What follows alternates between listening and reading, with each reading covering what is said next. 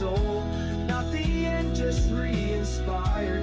This is me, my Yeah, life because I think sometimes when we rewired. have, I don't want to say good days, better days. When we have better days and we do look a little bit like our old selves, and then bam, it hits the wall. Right. They forget, oh, you have a brain injury, you know? Right. Right. Yeah, exactly. Well, and that's the other thing, right? Is like it is an invisible disability. And it's when you look fine and when you sound fine, and I mostly sound fine, though it's a lot harder work than it used to be, Yes. people just assume you're fine. Hmm. And I had I let me ask you about this because I've been thinking about this a lot and I've been writing about this a lot. Is this idea of disclosure and do you tell people that you have a brain injury? And I first came across this first time I ever like sort of noticed this was even an issue was when I was looking for a job, which was I was in a very dark place just applying for jobs on LinkedIn, which anyone who's applied for jobs on LinkedIn, even without a brain injury, it's a dark place. Yeah. And I would come to this question that said, "Are you disabled? Like, or do you have a disability?" And I didn't know how to answer it because it was a trap. It's a trap, right? If you say you're disabled, you're probably pretty much done with that Yep. application, right? If you say you're not, and then you get the gig, and then you need accommodations, they're going to be like, "Why? You're not disabled." So that was like, oh, that was a clue, but I didn't think about it really for a long time because it was like there were so many other aspects of the brain injury to deal Hmm. with that I was like, I'm not going to focus on that.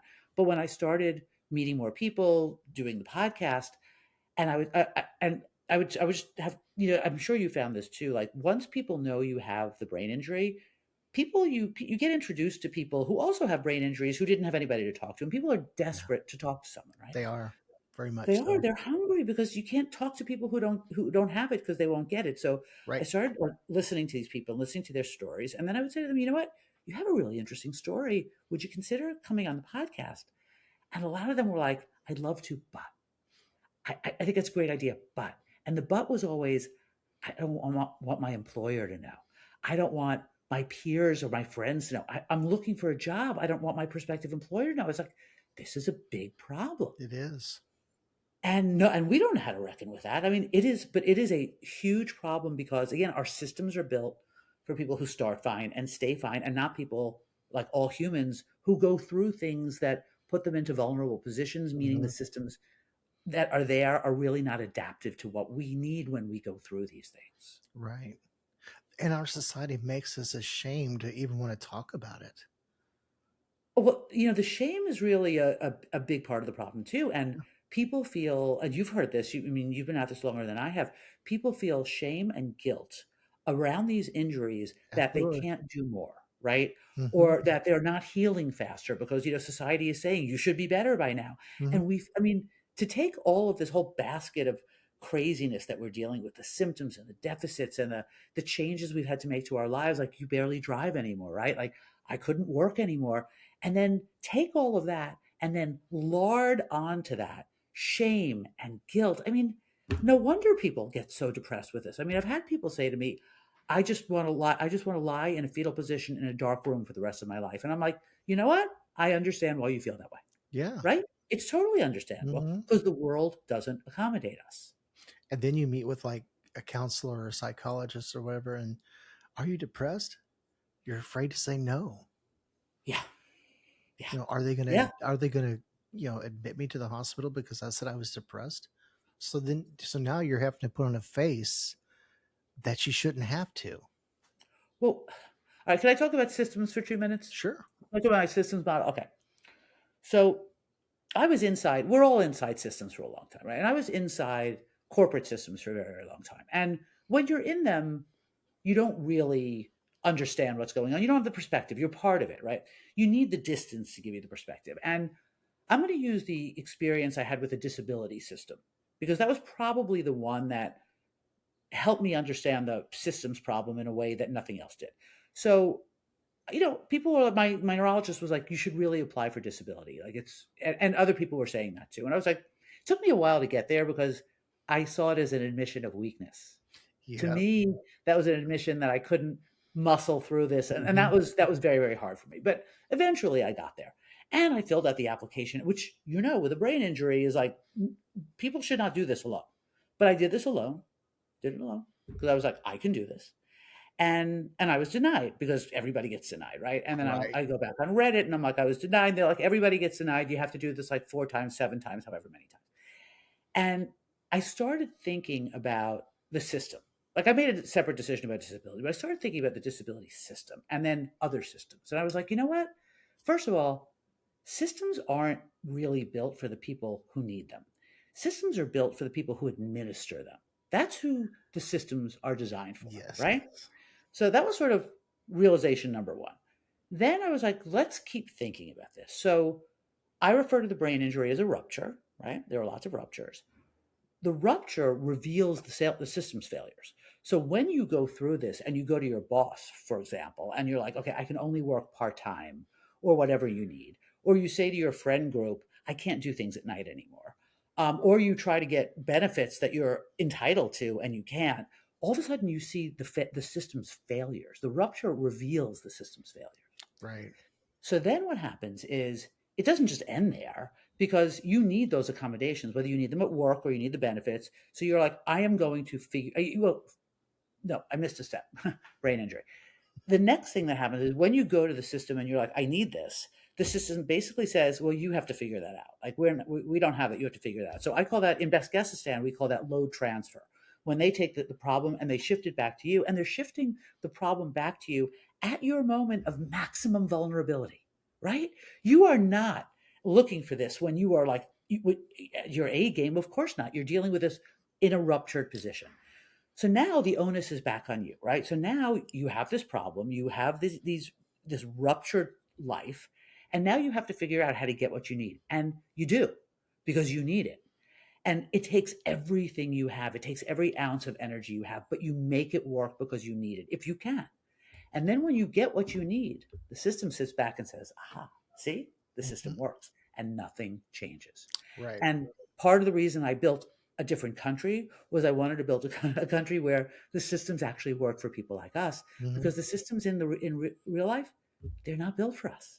No, And not at I all. found you just don't really know that. Like, did you, I'll just ask you this, like, before you needed these things, did you just assume that disability would be there? Yeah, I did. And one other thing I realized about the disability system the other day, though, which is it may not be broken. It may be working exactly as designed, because sometimes the outcomes are not aligned. So what you think you're getting out of a system and what the system thinks it's getting out are not the same thing. So I was like, True. I was thinking, like, if you think that the role of the disability system is to provide support when you can no longer work because of a disability, then the system is broken. But if you look at it differently, if you say maybe that's not what the system is designed to do, it should be, but it isn't. Maybe the system is designed to root out what it perceives as fraud. Right. Okay. So if that's its goal, right? And then that explains why it sets up hurdles, and the hurdles get higher and higher, and they're flaming, and you're expected to jump through these. Again, when you're least able to do that, then the system is working exactly as designed. True. And that I do feel that is a lot of why they got the hurdles there, because let's be honest, there's a lot of people out there scamming and frauding people. I'm sure there are. I'm sure there are. But what that means is that the system doesn't account for people who legitimately need it. And we know that with something like a head injury and a concussion, it's made, I mean, we know this is a harder diagnosis because the scans are clear, right? And that's what they say. The scans are clear. You can go. So that means there's no bleed and no fracture. That's all it means, right? I think it shows up in the white matter, and I think the imaging is not sophisticated enough to pick it up. But like they say, if your scans are fine, you can go. And then you have to prove to a disability system that you have this disability. I mean, it's set up for us to fail. It is. It really is. And the systems are failing us. We're not failing the systems. We need to look at the systems. It's a systems problem. And a giant one. Yeah. And it's all systems, right? It's like, I mean, the book I wrote, which is called Panic with Credentials, is about the corporate systems and how the systems in the workplaces aren't necessarily designed to do anything but maintain continuity of the system. Like, it's the system that wants to survive. Yeah. The individual is much less important, but you get a lot of, we do it this way because we've always done it this way. Hmm. That's the system protecting itself from change. Yeah. Change is scary, but change is necessary. And it's hard. Yeah. That's the thing, is like you can't ask the people who are managing the system to fix the system. That's the Hmm. hard part, is you actually have to take it apart. You have to bring in different people with different perspectives, and build from scratch. And that's really, really hard. And as a result, the default is just leave it. They'll Yeah. figure it out. And that's why I created Best Guestistan. And actually, people have asked me, like, is there a worst Guestistan? And the answer is yes, because that's the world we live in now. Like at the Yeah. end of my book, like I have a character who returns to the regular world, finds that it doesn't have the accommodations, right? It doesn't have the understanding. I mean, by the way, every mug in Best Guestistan is shipped. Nothing is perfect. It's the opposite of utopia. It's just a place that gets us. But then when you get back to the real world, it is worse Guestistan, because we're It back is. to having to explain that we seem fine, but we're not. We need accommodations, even though we don't have an obvious disability. There are things we can't do and ways we can't perform anymore, even though we seem fine. Yeah. I love it when you stumble across every once in a while. It's getting back to the very beginning when we were talking about the broke clocks right twice a day. Every once in a while, you will stumble across somebody who is compassionate and caring and recognizes that you don't think like a normal person thinks. Great example is I went to Home Depot yesterday and I was having issues checking out. I Hmm. couldn't figure out how to use the dumb thing. Oh, was it self checkout? Yeah, Oh, I hate those. same. But it wasn't one of your typical teenagers. Oh, just blah blah blah blah. The lady actually came over. And said, would you like me to scan your items for you? Mm, Sure. yeah. You know, Yeah. I, Yeah. she showed me how to do everything step by step. I'm like, that's what we And need more people in that's this what we need more world of. with Yeah. compassion and understanding. Well, that's exactly it. And like when I advocate for systems, I'm advocating for systems that are more humane and more adaptive and kinder Yeah. and more compassionate. Because again, it's like, it's not just for those of us. I mean, there are a lot of us who need it for a brain injury, but there's so many people who need it for other reasons. And most people don't stay fine throughout their whole life. I mean, you get a divorce, you're a different person on the other side of it. And Mhm. just like that small act of kindness is indicative of what we need in a larger sense. Right. And we need to fight for better systems and better access. I mean, I will say my neurologist is so kind and so compassionate, and I'm very, very fortunate. I mean, you know, I almost consider her a friend, but like she is so, so kind. My OT is so kind. They are people I can write to at any time and say this thing is happening, and they always respond with, they respond quickly and with humanity, right? Yeah. But we don't have that everywhere. It No. doesn't exist everywhere and doesn't exist for everyone. Most of the time we're ignored. Yeah. Yeah, yeah, yeah. And it again, it's because it's an invisible disability, it's easy to ignore. Like Hmm. you don't have any visible scars, Right. you know? And if you have speech language, and you did speech language therapy, right? Yes. So how I did want to ask you, like, what were the speech problems that the brain injury caused? Well, I have aphasia. Okay. Yeah. It's So for fun anybody who doesn't because know, it's the inability to speak. yeah, so we have like my wife calls it Robbie's. She says I am very fluent in Robbie's. One of our favorites is I'll say, "Hey, would you hand me an ear stick?" Most people will be like, Is that a "Huh?" Q-tip? Q-tip. Yeah. I speak. I Yeah. speak that language. Do you have another one? That's great. Oh, metal bendy thing. What? A metal bendy thing. Metal bendy thing. I don't know. What is that? I'd say, um, Is it like a paperclip? yes, Oh, paperclip. cool. Yeah. You see, you're Cool. fluent in Robbie's as well. I am. I am. It's because we belong to the same tribe. That's right. You know what else I do? Tell I don't me. even know if you picked up on this when we were talking the other day. My numbers 1 through 9, perfect. After that, it's 1 0, 1 1, 1 2, 1 3. Oh, interesting. No, And I had I didn't. never met another person that had this. And my neurologist said it's like a form of aphasia. That's so Um, interesting. And for people that don't know that they're watching, that I do host a virtual support group every Tuesday, and we had a lady join one night, and I said my numbers, and I said something like 20, and her mouth dropped, and she had a friend had persuaded her to come on, and she was there with her, and she goes, "He does it too." Mm. She Mm. made that connection. She hates to say her numbers because it is very self Well, I can't access the word either. I know exactly what you mean, but conscious. it's embarrassing. Conscious. It makes you self-conscious because it's embarrassing. Yeah. It is. I mean, it's when I can't access a word. My husband calls me the word lady. He has always called me the word lady. I have a ridiculous vocabulary. I not only majored in English, I did my master's work in linguistics. I have a whole shelf of linguistics. I'm like words, words, words.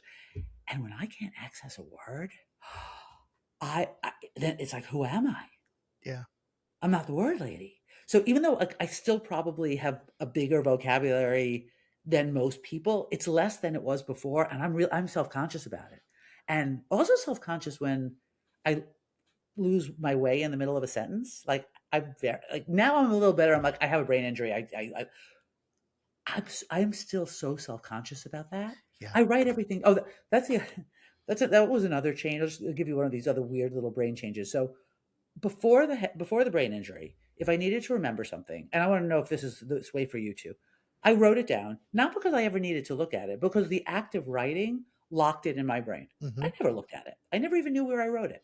Now I have to write it because I can't remember otherwise, but I write it wherever I am. So the first thing is I have to remember where I put it, which doesn't happen half the time. And then when I find it, I can't read my handwriting. And my handwriting hasn't gotten worse. My husband would tell you it was always bad, but my handwriting is my handwriting. My brain doesn't process how to read it anymore. Hmm. So have you have you had this like writing things down issue? I will write things down weird, like instead of saying the elephant's over there, in my brain I'm writing the elephant's over there, but I'll write like the over there is the elephant. Okay, so you're flipping the clauses. That's it. Yeah. Okay, yeah, yeah. And another thing is, I really suck at taking notes. I have my whole desk. I have an L-shaped desk here, and I live what I call a sticky note world. So What does that there's mean? sticky notes everywhere. But like, say if the doctor calls me and says you have an appointment tomorrow at 3. So okay, so then I'll write down 3 o'clock. Is that all you'll write is 3 o'clock? Yeah, That's scary. I wouldn't know what 3 o'clock meant. yeah. I've got notes on my desk. It'll say August 3rd, 3 o'clock. And that's it. What? What? At the time, it made sense. It made perfect sense, right? But then when you see the note, you're like, but that's it. Yeah. That's it. It's like we have to it is a lot of sort of like compensatory behavior we need to Hmm. develop to manage the deficits. Like like living in sticky note land, Yeah. or I have my like million notebooks and I'm writing everything down all the Yeah. time. And I mean, when I have guests on, on my podcast, I have to use a discussion guide. I have to write down my next My question. friend gave What me is that? this. They're just, I don't even know what it says. It says amazing. Each hope is you are an amazing. It looks very positive. Yeah. All these are little mini journals. So you can just keep one with you. And Do they help? I haven't used them yet. Okay. I'll let you, I'll There. let you know. Let me know whether, But yeah. what gave me this idea?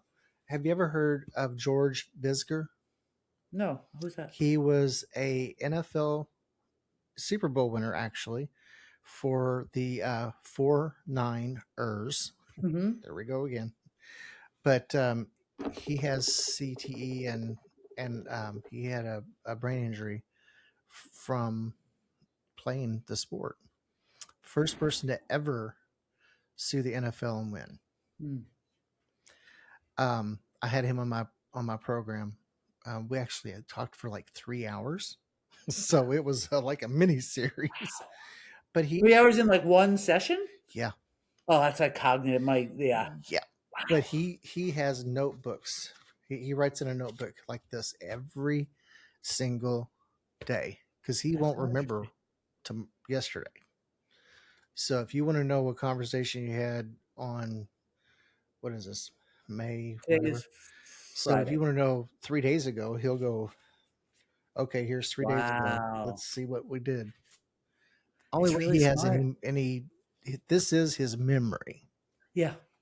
Well, that's the compensatory behavior he's developed because he recognizes that his brain can't do that anymore. And we all have to do that. But for all of us, it feels like we have to figure out our own compensatory mechanisms because no one tells us, like, okay, here are 5 things you can do when you have a brain. No, because we don't all have the same symptoms. Right. And besides, nobody's figured that out. So Exactly. everyone's figuring it out for themselves, which you take a condition that's already isolating, that is already unrelatable, Mhm. and then there is no book that says, okay, here are the 10 things you should know about a brain injury and the five it just doesn't exist. So we Right. all have to figure things out. So you learned that from him. Yeah. I learned from everybody I talk to, but Yeah. we're all kind of figuring it out alone together, if that makes any sense. I kind of, how I kind of look at it is like being put in the middle of the ocean in a boat with one oar. Mm, Now mm. you'll eventually will figure out how to get that to go in a straight line, but at the beginning, you're going to go in circles. That's a really good analogy. That's a really useful one. Because I think things like that help people understand, not really understand, but it helps them get closer Yes. to understanding the challenges we live with. I Yeah. think the more we can make it visual Mhm. and relatable through analogies and metaphor, it'll go some of the distance because it really, really is hard. It is. It is. We can try all day long to give examples and give examples, but for people to actually get there, completely get there, you have to go through it. You do. You do. I don't think anybody can get there if they haven't. And God knows we don't wish this on anybody, No. but you also can't understand this without going through it. I mean, the example I often use, and a friend of mine said this to me. She was like, "Why is this different from when you had breast cancer?" So in 2018, I was diagnosed with breast cancer. I'm fine. Um, but what was really interesting about it was everyone in my orbit knew everything. I didn't tell them everything. I would just say, "Oh, I was diagnosed with breast cancer. What stage? Are you having immunotherapy or chemotherapy? Are you having I think it was called like the Canadian protocol." Everyone knew the language and the Hmm. protocol. Even if they hadn't been through it, they knew people who did, and it was close enough that it was everyone had the language. Yeah. This is completely different. Right. No one says to you unless they've had it. No one talks about the scans or the vestibular therapy or long-term post-concussive syndrome. People just don't know it Right. because it is unrelatable. Right. And when's the last time you turned on the evening news and they were talking about so and so is going through a brain injury and this is the symptoms of it Never. but you could turn on tomorrow night and possibly hear about breast cancer, brain cancer, Absolutely. whatever, Absolutely. Yeah. Yeah. LDS, A ALS. million, almost anything else, right? Almost anything else. Right. This is like that, and I do think that's part of what makes this emotionally difficult. I mean, I think it's difficult because another thing that you and I know and everyone in the community knows is that this destabilizes your mood and emotions, right? Mood and emotions Hmm. become much harder to govern. But this is made it also emotionally more difficult by the fact that other people don't get it, and that Yeah. makes it more isolating, and everything becomes emotional. And we react. I mean, I don't know about you. I react more emotionally to things. I mean, the Oh, one other brain change I'll mention is that like every emotion of mine now has a half life. Like I react to things with rage. I am not an angry person. I have a really long fuse. Now, when I hear something that I don't like, I am filled with rage for like 24 hours. And I've learned don't do anything for 24 hours because it has to settle. But on the other side, the corollary is true. Excitement has a 3 day half life. So if I react to something I'm excited about right away, it might be the wrong thing because 3 days later, the excitement has cooled and I can interrogate the idea rationally. But I have to wait because everything has a half life. yeah. You said emotions. I was never a crier Mm, prior to my brain injury. We would sit down, me and my wife would sit down and watch a TV show, and a character would die.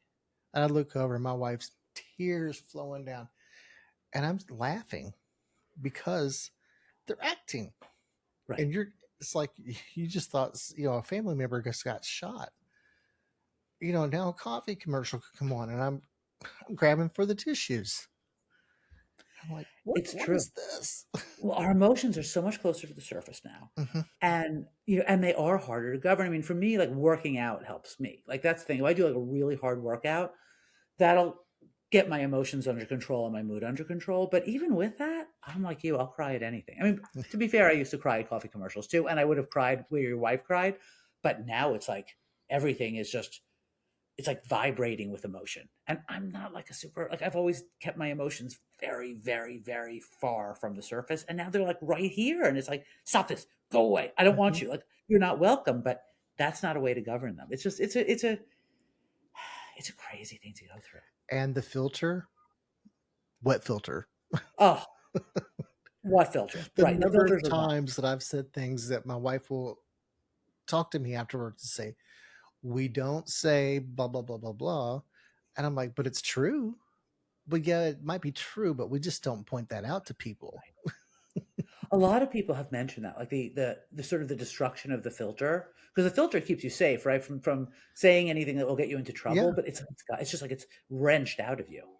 It's really true. So I hadn't really thought about that one that much, but that is really really true. Yeah. So don't ask me my opinion because I'm going to give it to you. You might not Well, like like I'm what a I New have to Yorker though, so say. like we're like very direct speaking people here in New York, so I'm kind of used to that. Um, but no, it is true. Like you will give like the most honest, unvarnished answer, Hmm. even if it's not, even if it could be hurtful, like because we don't process the information and the emotion the same way. It just those parts of our brain just don't work the same. Right. You ask me XYZ, I'm going to say, sure. I Blah, answered blah, you. blah, blah.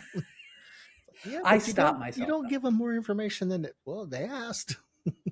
Well, I think I I I have the same problem, but I think I just deal with it differently, which is that I don't talk. Like I'll wait because I don't. It's back to the emotions having a half life. I don't necessarily trust the first thing that's going to come out of my mouth. Like I used to completely trust what I was going to say. Someone said something to me, and you did the same thing. We all did this. You processed it, you calibrated it, you said the thing, you were fine. But now we can't really trust the processing. Hmm. So I wait and give it a moment to like let my brain process and calibrate before I say anything. Because otherwise I may say really like awful I things. always tell people I don't know what I'm thinking until I hear myself say it, and then Yes. sometimes I don't even agree with it. But I think that's exactly why I say everything out loud now. I think it's because inside my head isn't helping me figure out if it's right or not, but externalizing it somehow is. And when I say it out loud, even if I'm not saying it to anybody else, and like, do you have to say it to somebody else, or can you just say it out loud? I just say it out loud. Right. I think something about that is helping process calibrate so that it's kind of taking the place of the filter. It's My kind of like a wife, makeshift jerry rig filter. my wife will anticipate for me ahead of time. Like for example, I think it was last week, or it could have been longer ago. But anyway, she went to have a procedure done, and before we actually got there, in the parking lot, she's saying, "Okay, now when they talk about this, do not say blah blah blah blah." She said they don't need to know that. That's personal information. I'm like, okay, but I would have definitely blurted it out. So she But it's anticipates ahead of yeah, time. yeah, yeah, yeah. That's super helpful. That is super, super helpful. And like that's it. You really need a partner who supports you through this. I mean, Yeah, there are lots of stories of people. I mean, you know, did you have like serious mood changes? Because I did not, and a lot of people have. I my wife said Well, I no, was not mood. I'm sorry, mood always isn't right. Personality. I meant actually yeah. personality. Oh, definitely the personality change. But as far as like getting upset or anything, the first 20 years that we were married, or actually longer, my wife saw me mad once Mm, and lose my temper one time in that amount of time. right, So for me to actually get upset now, she's like, the old Rob would have never got upset by that. right, right. Yeah, But I'm not the old Rob. that's the thing. We can't go back. No. We can't go back. There's no way to reclaim that. You Hmm. can't restore that. And comparing ourselves to who we were then is worse than useless. It's harmful. Yeah. It does. 'Cause then it just frustrates us and makes it harder for us to move forward. And a lot of people Yeah. get stuck in that place. They really do. And I try to encourage people to stop looking in the rearview mirror. When you're Yes. driving a car, you wouldn't drive down the road staring in that rearview mirror because what's going to Right. happen? You're going to run off the road. Right. What Right. happens But it's back there and staring at it ain't going to fix it. no. Do you talk about this in your? I may join your support group. I can't commit to a regular thing, but I'd love to join one or two and Sure. see what they're Yeah, like. absolutely. I'll send Um, you the link. yeah, that would be great because I do think it's very hard for people to figure out, especially like as their worlds get smaller. Like Hmm. if you have enough changes, people lose their jobs, people lose their families, Yeah. people become homeless, their Yes. friends peel away. Hmm. It's Very. anything we can do, and I think your support group is great. Like anything we can do to help people, like l- learn to, like I was saying, learn to live with it, stop fighting it. Because I do think part of the depression comes from comparing yourself to who you used to be. It does. Absolutely. And once you can stop that, which Hmm. again is at odds with what I said about being stuck in the past, but our broken brains can do a lot of bad things simultaneously. Hmm. But once you say like, okay, I'm not that person. I'm going to make something of this. Let's figure out what it is, like, and get people to help you figure it out. Like for me, it was writing and creating. You do Right. the support group and write and do this stuff. Everyone can do something. You don't Hmm. have to be a creative person to do it. Right. Everyone can do something to make something of the life they have now, and make Exactly. something new. Make something new. Exactly. And Because I the try old to is the encourage old. people to do that Yeah. because, for me, whenever I first had my brain injury, I never, I was never one of these people that said, why me? Why me? Why me? The very first thing that I thought Mm. was, how can I use this to help others? Now, it Wow. took me a long time to figure it out. Yeah. I finally got there. Yeah. I got there too, but I didn't start there. And I didn't start with how can I help other people? I started with how can I get myself out of this really dark hole I'm in? Yeah. And then once I did it, oh, I just froze. um, once I did it, I realized it was useful. Once I started actually putting the stuff out into the world, Yeah. I realized it was helping other people because it was resonating with them and they were locating themselves in it. And it was like, and that by itself, letting people know that they're not alone and they're not crazy for feeling this way. This is a normal thing to feel under these conditions, and also give people language Hmm. like that helps people. But It does. it takes a while to figure that out. Oh, doesn't it ever? I Years. really have found that if you can find a distraction, it doesn't mean that things are better. It doesn't mean that things aren't, that you're still not hurting, but Right. that distraction gets you away from it long enough to where you kind of forget you're not a different person anymore. Yes. You Yes. almost feel Yes. like your old person. Almost right. Almost. Yeah. Yeah. And find the thing that lets you feel. I mean, for me, it's baking. Honestly, the bake because I baked before, I baked after. So for me, baking lets me feel normal. I mean, the writing doesn't because I'm writing from the point of view of the damage, which is. Yeah. But baking, I bake before, I bake after. There's continuity, there's muscle memory. It's also very calming. It It's is. it's a for anybody who has this and bakes, I would just say like bake as much as you can because it really I find it there. I find it more therapeutic than a lot of the other things that I was given to Yeah. do that were intended to be therapeutic. This helped more.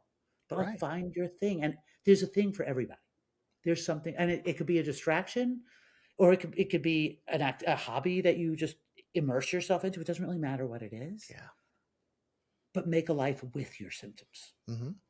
Even people fighting depression, take the Yeah. brain injury away. Just people fighting depression. Find something, find that distraction because I feel like there is peace and healing in the distractions. Yeah, yeah. I mean, one guy I know who he had a pretty bad TBI. He told me he was talking to his neurologist one day, and he was also stuck. Right, he was also at the point where like it just wasn't going to get a whole lot better. Like he'd been through everything, and his neurologist said to him, "What makes you happy? What do you enjoy doing?" And the guy was like, "I like drinking wine." He was like, "Then drink wine." And then the neurologist said to him, "Do you get high?" And he was like, yeah, he said, get high, but like just do the things. He wasn't like no one's here to advocate for that, obviously.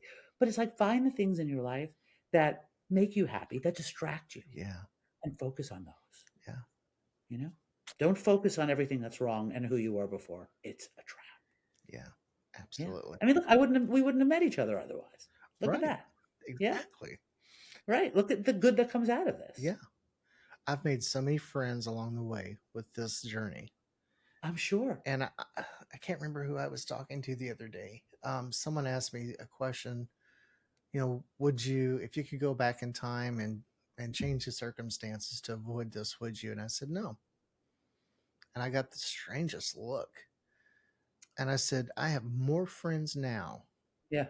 than I did before my brain injury. I Mm. have purpose now. Yeah. Yeah. Fame, I, fortune, and all that means nothing to me. yeah. Purpose. Yeah. That's what means everything. Yeah. I think that's true. I mean, I'm definitely kinder. Yeah. I'm a kinder person since this has happened. Yeah.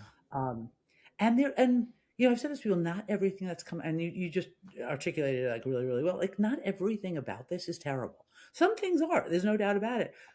But I've met people I would never have met. Right. I've thought about things in a way. And I mean, my whole thing about understanding systems and all, I would never have gotten to this. And I think this way of looking at the world it has a lot of real utility for people. Mm-hmm. I would never have gotten there. I would never have met you or the person with the 15,000 volts or my neighbor down the hall. Like, Right. all these people I met, all of whom enrich our lives. Exactly.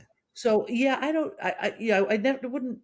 I agree with you. I think on balance, I don't think I would go back and undo it. Yeah. My guitar playing is better. There you go. See? Yeah, some things are better. But my career definitely took a major hit. So there's that. Yeah. That was you could have not changed that survivable. part. I just couldn't do those kinds of jobs anymore. Like those big time, high stress. Like I just thinking about it gives me all this anxiety, because that's like Yeah. another thing, right? Your anxiety. I mean, you talked about the depression, but the anxiety is there too. So it's just like that was a big sacrifice, and Right. a few years of loss. But now that we're both like past that point, like over that hump, I think the more good we can do for the world through this, we should. I think we have an obligation to. Could not agree more. You feel it. I can tell. I knew that the second I met you. You feel it. I feel it. We have gifts, and we have an obligation. It's an imperative that we use those gifts to help other people. Exactly. I could not agree more. Could not agree more. Well, it's been so great talking with you today, and I'll do your podcast, and you're welcome back anytime. I want to tell people watching to look in the description. If you ever watch videos and you hear these people go, look at the description, and what do? Look at the show notes. You never look in the description if you're like me. Please look in the description, because I'm going to put links in there to her Substack. Did I say that right? Yeah, there's a Substack. There's YouTube. Mm-hmm. Those are probably the best places, because YouTube is all are all the podcasts and the shorts, and the book. The book is on Amazon, and Substack is all of the world building and all of the posts and all the Best Guestistan, because the Best Guestistan book itself I'm going to publish probably next year. But as long as they're in the show notes, thank you. And thank you for having me. This has been so great. And I've loved meeting you and talking to you. Yes, we could talk all night, and I will not forget to send you a link to our support group. I will join when I can. Yeah. Thanks for having me. Anytime. So guys, please read the description, and also visit myliferewired.com. Anytime I find a resource that is available that maybe you didn't know about, I put it on the website. And the reason I do that is so that we don't have to recreate the wheel. How many times have I learned things that I didn't know was available to one of our survivors? I don't know why I got a extreme close up, but I did. I'm learning this new camera. I did this. That's so it does that. Yeah, it's this camera does gestures, so I have to be very careful, because if I go like this, it does that. It's like loser. Thank you. But it's been great talking with you. We'll see you guys next week. This is me, my life rewired.